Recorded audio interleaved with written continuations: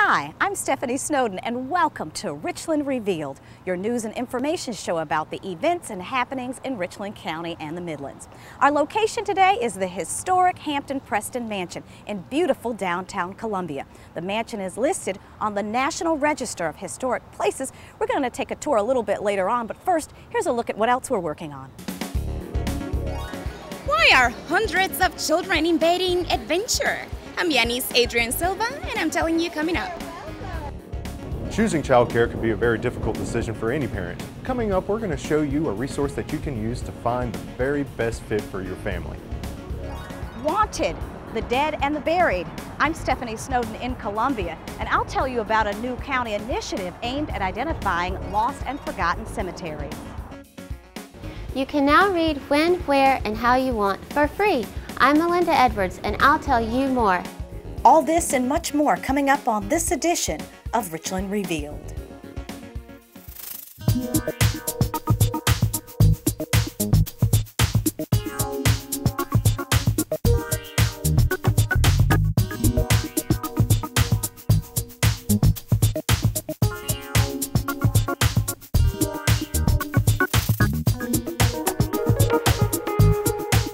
It's been a busy and fun summer in Richland County. In late July, the county hosted its annual Fun Day for Kids at Dutch Square Mall. Nearly 2,000 kids learned about county operations in a fun and engaging way. It was the 9th annual event, and everyone walked away with gifts and prizes.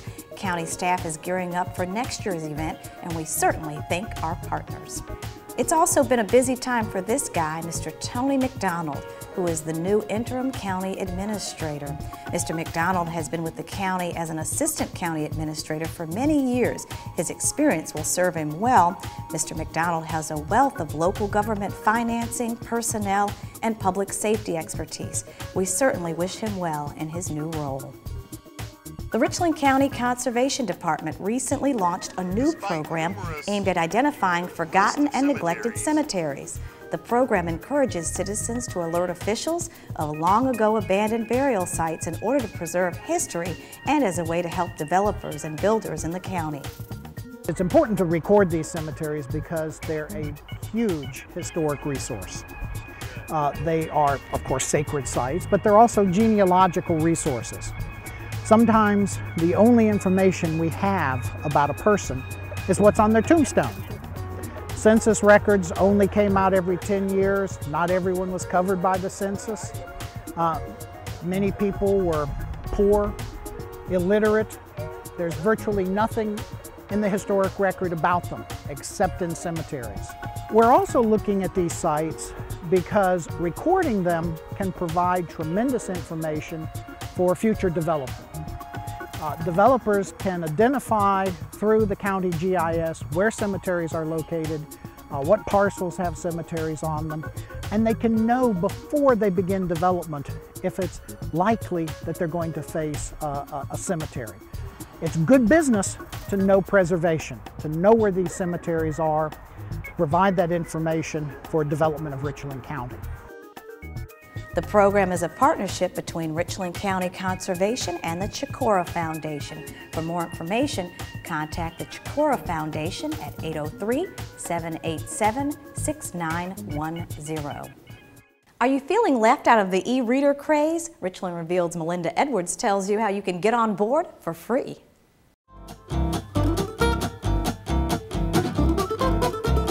The Richland County Public Library has been providing information to county residents for almost 20 years, and as technology is quickly advancing, they strive to keep the most up-to-date media resources available to all citizens.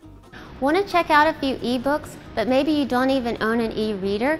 Richland County Public Library is now offering ebook options, and with over 20,000 titles to choose from, there is sure to be something that interests you.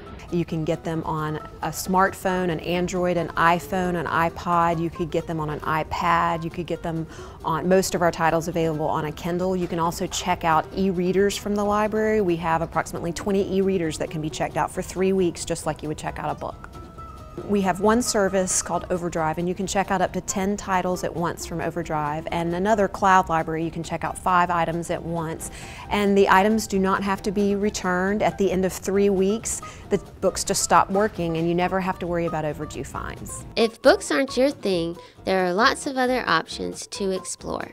In addition to ebooks, we also have music that's available for download. We have a huge variety of pop, classical, hip hop, country, and you can download 3 free songs a week, and you actually get to keep those songs. We're excited that the library has a vast collection of downloadable videos, of downloadable music. We've got a great collection of children's videos that can be downloaded directly to your computer. We've got classical downloadable music, we've got ebooks, and just a huge variety of ways that people can access the library without ever having to come in the library. For more information on this and other programs at the Richland County Public Library, visit myrcpl.com.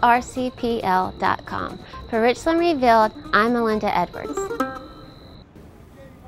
On Tuesday, November 6th, Richland County residents will have the opportunity to vote yes or no on implementing a proposed transportation penny sales tax. The proposed penny would go toward roadways, buses, bike paths, and pedestrian greenways. Joining me in the studio is Roxanne Anchetta. She is the assistant to the county administrator. She's also the project manager, and she's here to educate us about the transportation penny proposal. Thank you, Roxanne, for being here. Thanks for having me. All right, I think that lots of numbers, and you're here again.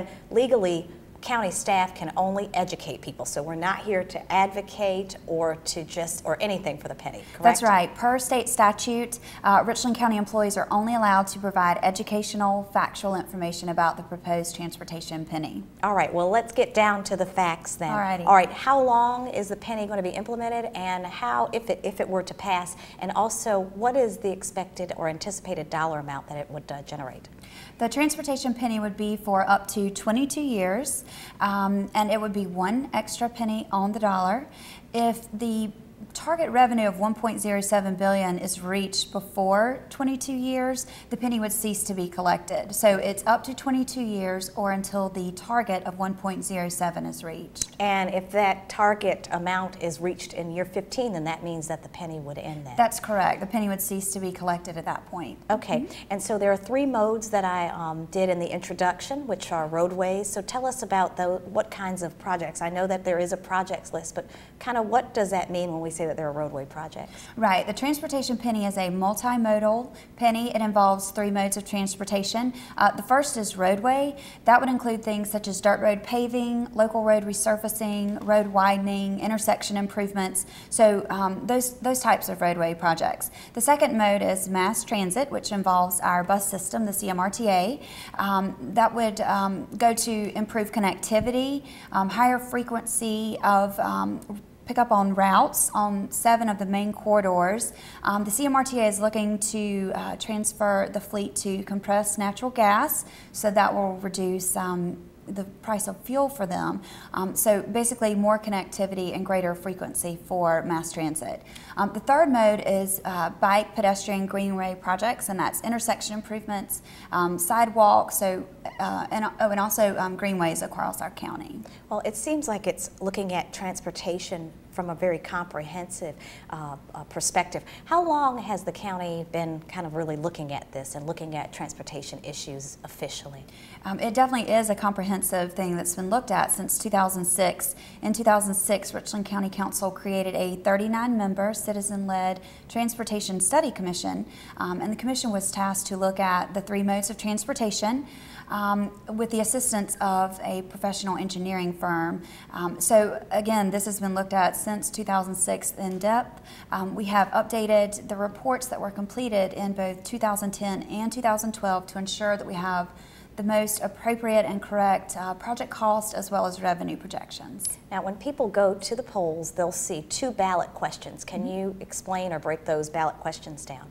Yes, certainly. The first question will be yes or no for the transportation penny itself. Again, that includes the 3 modes of transportation that we discussed with the target revenue of $1.07 billion.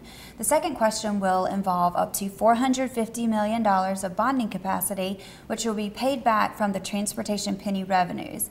And that would allow us to accomplish projects in the earlier years, and we would save approximately $50 million if we had that bonding capacity available. All right, I know that the staff is providing educational sessions and trying to make it as transparent a process as possible. Yes, we are planning to have at least 6 community meetings throughout various areas of the county.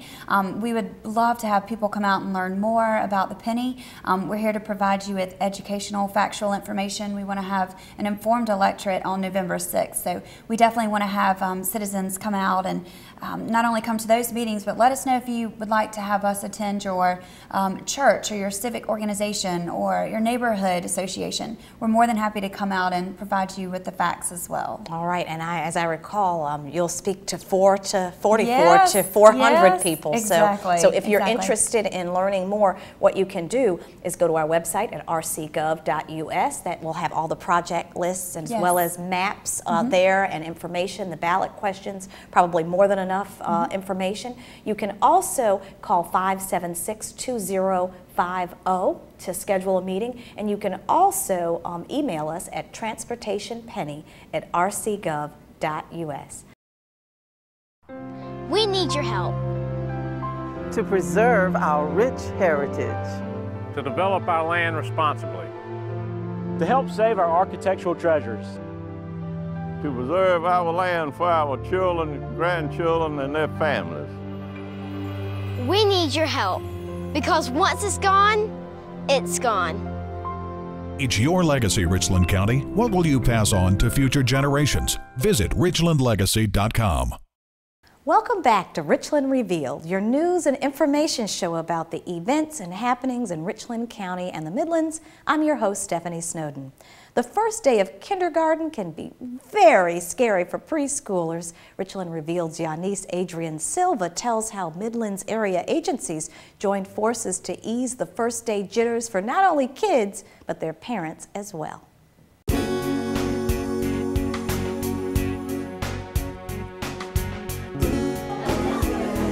Reading, writing, coloring, counting money, and riding a school bus for the very first time are childhood milestones that were made easier thanks to Adventure Children's Museum. This is Countdown to Kindergarten. It's our 9th annual event for rising kindergartners and their families. It's a great opportunity for them to come out and get prepared for that first day of kindergarten. We have Richland One here with a school bus so kids can practice safely boarding a school bus, carrying a lunch tray. The United Way and Richland One are in a mock classroom this year, which is new to Countdown to Kindergarten. And we have Richland One teachers in there having activity centers and lessons so that kids can actually feel what it's going to be like on that first day of school. During the event, children had the opportunity to learn about community services such as Harvest Hope Food Bank, the South Carolina Firefighters Association, and the Richland County Sheriff's Department, which was teaching the kids about fingerprinting and IDs. And even though this event was for children, parents benefited as well. It's definitely more traumatic for the parents. The parents have so many concerns. They want to make sure that their kids are fitting in. They want to make sure that their kids are treated fairly and are safe. The kids are just thinking about fun, fun, fun. This is a great opportunity for them to try out a school bus and get to see some of the resources that will be available to them. And even older children gave advice to those who are entering kindergarten. To pay attention a lot and listen to the teachers. In Columbia, for Richland Revealed, I'm Yanis Adrian Silva. And through the magic of television, Yanis Adrian Silva is here. Hey, Yanis. Hi, Stephanie. All right, well, it looked like you had a lot of fun out there at Adventure. So did you learn anything? What did you find it to be? I did. There were so many children and parents enjoying that event and just learning about kindergarten. It was amazing. I'm glad that the county was able to do that for them. Well, I wanted to make sure that our Richland Revealed viewers got a chance to meet you because, of course, you've never seen Yanis before. She is new to the public information staff and just comes with a wealth of experience. Where were you before you came to Richland County, Yanis? I was working at Central Midlands Council of Governments, working with the older adult population and people with disabilities. And dealing with transportation issues, perhaps? Absolutely. Also?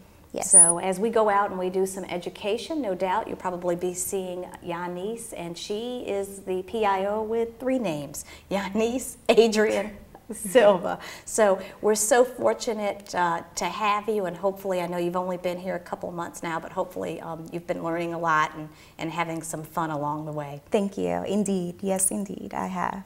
Thank you for having me. All righty. Earlier this year, the county began live streaming its council meetings on the website, on cable, and became one of the first local governments in the entire Southeast to live stream on mobile devices such as iPads, iPhones, and Androids. In August, the Richland County Office of Public Information and the Information Technology Department were recognized for this innovation with a Palmetto Pillar Award for Public Service through IT. We certainly want to thank the Greater Columbia Chamber of Commerce as well as SCANA, which sponsored the award. Lexington and Richland counties were big winners during the South Carolina Association of Counties 45th Annual Conference. We won the prestigious Barrett Laura Moore Memorial Regional Cooperation Award for the construction of the Meyer Finley Pet Adoption Center operated by Palmetto Lifeline.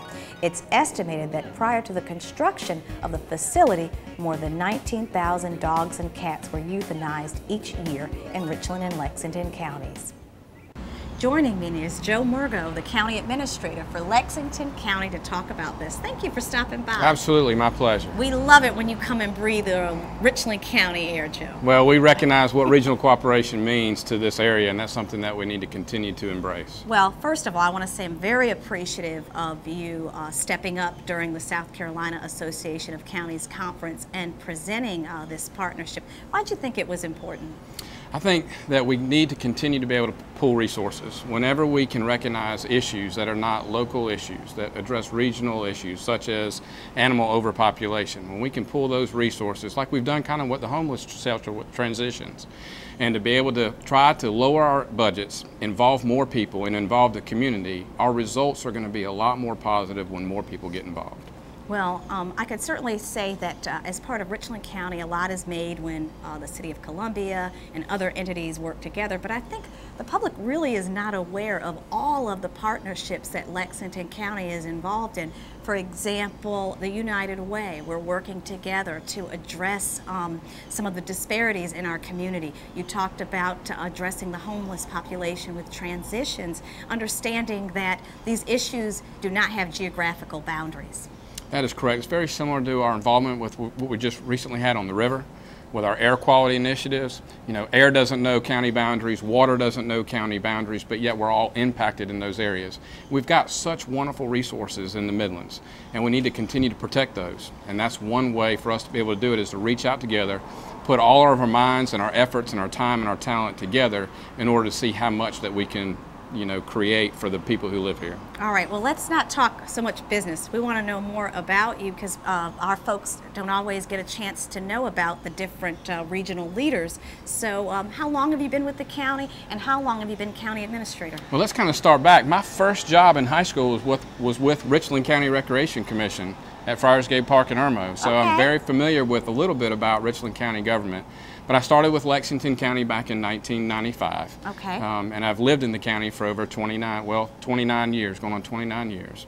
And so I started off with the magistrate system. I was the chief court administrator for the magistrates, and then went out as assistant director of solid waste management, and then inherited our animal control division as well, and then was promoted to director of solid waste management and animal services.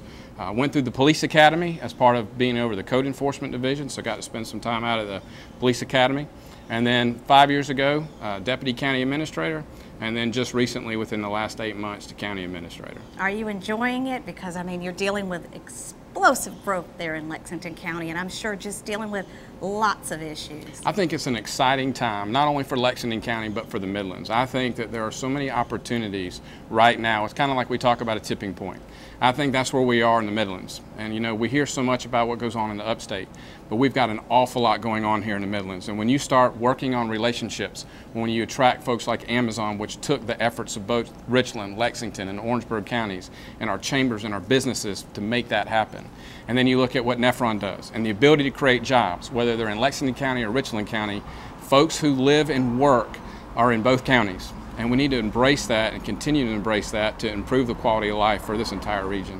Joe, thank you so much for giving us some of your time. I know that you're very busy, so thank you again for being here. It's been my pleasure. Thank you for having Lexington County visit with Richland County today. All righty. All right, up next, we're going to get a tour of this beautiful historic mansion and also wrap up with the sights and sound of the Summer Celebration of Water 2012. You're watching Richland Revealed. There's a limited supply of clean, fresh water, just like in this fishbowl. When you leave motor oil on the ground, rain washes it into our storm drains and ditches, into our rivers and lakes, and eventually into our drinking water supplies. The same thing happens when you over-fertilize your lawn or improperly dispose of household chemicals. And when you don't pick up after your pet, well, you get the picture. Remember, we all live downstream. This message brought to you by the Lexington and Richland Countywide Stormwater Consortiums and Clemson's Carolina Clear. Hi, I'm Stephanie Snowden, and welcome back to Richland Revealed, your news and information show about the events and happenings in Richland County and the Midlands. It's election season, and we want to make sure that our citizens know what you'll need to do to vote when early voting is taking place, as well as the last day to register to vote in the November election. In our county, you have until October 6th to register. For more information, contact the Richland County Office of Voter Registration and Elections at 803-576-2240. Choosing a school or daycare for your child is a huge decision, but there's a resource that every working parent should consider. Richland Revealed's Justin Martin has more.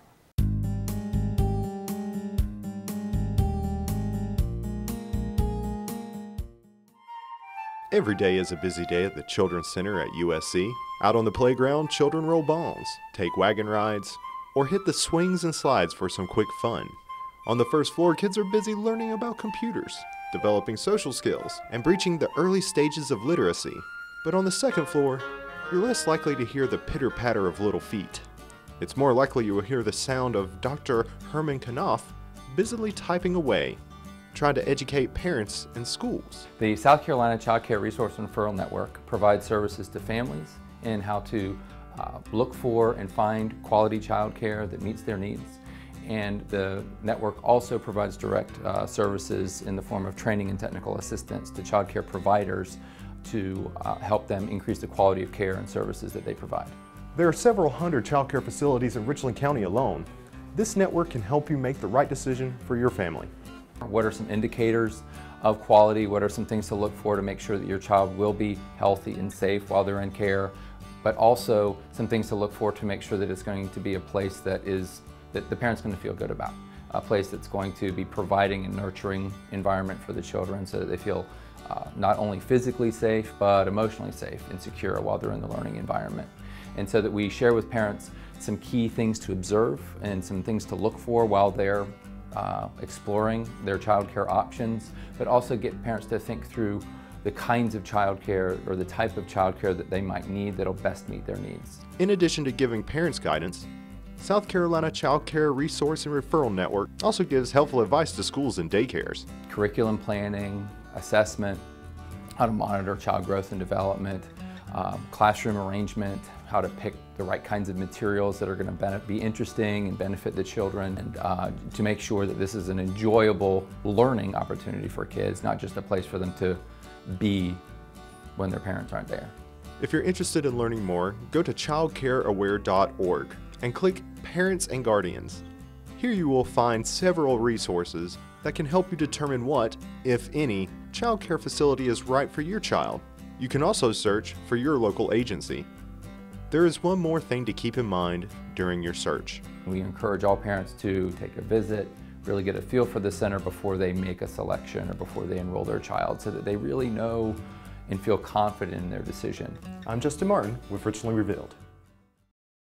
A broad veranda and sweeping circular stairway with mahogany rails, it can only be Historic Columbia's Hampton Preston Mansion. Joining me is Fielding Freed, the Director of Historic House Museums for Historic Columbia. He's here to tell us about the history of the mansion and describe some of its features. Thank you so much for your hospitality today. Thank you for being here. We're glad to have you. It's just been such a wonderful opportunity to actually be in such a historic place. I love history. Tell us a little bit briefly about the mansion? Sure. You know, a lot of first-time visitors to South Carolina think Charleston for historic house museums. We've got great ones here, right here in Columbia and Richland County. The house here was built about 1818 by a merchant named Ainsley Hall. He was also a plantation owner, and it was really designed to be a showplace and somewhere where he could entertain folks when they came to visit him here in town. Now, what's the square footage on the house? It's about 5,000. I haven't gotten the tape measure out, but it's big enough. And but that's one of the things that was going on with this kind of architecture, this federal style architecture during this time period. Everything was very balanced and symmetrical. Everything was made to really kind of impress you when you walk in that front door and see this beautiful staircase, high ceilings, nice wide rooms, get a lot of nice big furniture in there. Again, it's about social status and really kind of showing off his position in society in that time period. And I am just amazed. So is everything kind of is everything true to what would have been in there or what was there when the home was constructed? Because I'm just amazed at the quality and also how things have been preserved. Well, thank you. Of course, you know, being here 2 years, I'm standing on the shoulders of those who've gone before me.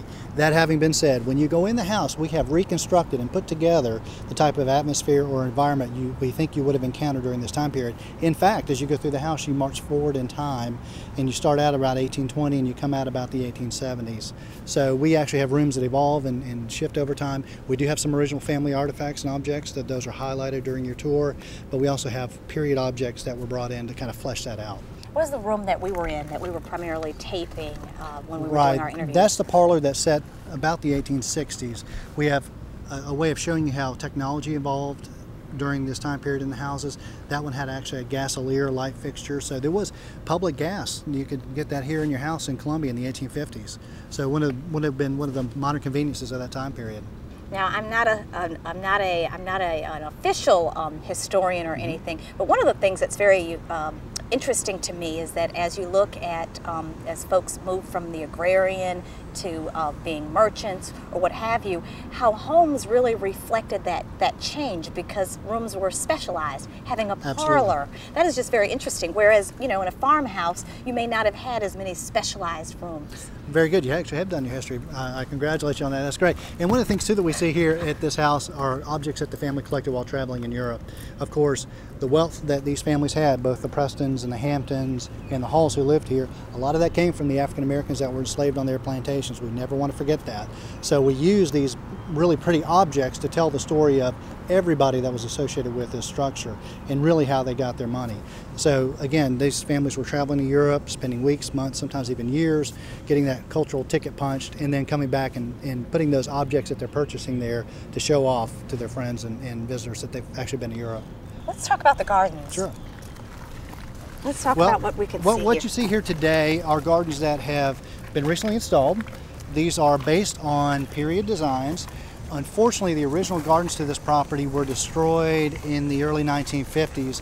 This property itself was divided up and sold into different parcels. It wasn't until the 1960s that was really kind of reconstituted in the 4-acre block that we see today. So the property that you see, we have elements of things like design that would have been typical during the time period, a butterfly garden which is in the shape of a butterfly, and then eventually as we move into the next phase of our garden restoration, we'll have butterfly bushes there, so you can see butterflies. And this is the children's garden area, and it is phase 1 of it's completed. We're looking for donors and both corporate and private to help us finish our second round of plantings actually here in the garden. We have plans for a gazebo someday here. And before we wrap up, couldn't go away without talking about historic Columbia and the fact that there are several homes that you have. We have 4, so this isn't the only one. And our time periods stretch from the antebellum period all the way up until the turn of the century. We're always glad to have folks come visit us here at the Historic Columbia Foundation. If you have a weekend and you're in Columbia and you want to come see some history, you don't have to go to Charleston. Come right here to the Historic Columbia Foundation. That's going to do it for this edition of Richland Revealed. For Justin Martin, Melinda Edwards, Yanis Adrian Silva, make it a great week, and we leave you now with the sights and sounds of the Summer Celebration of Water 2012.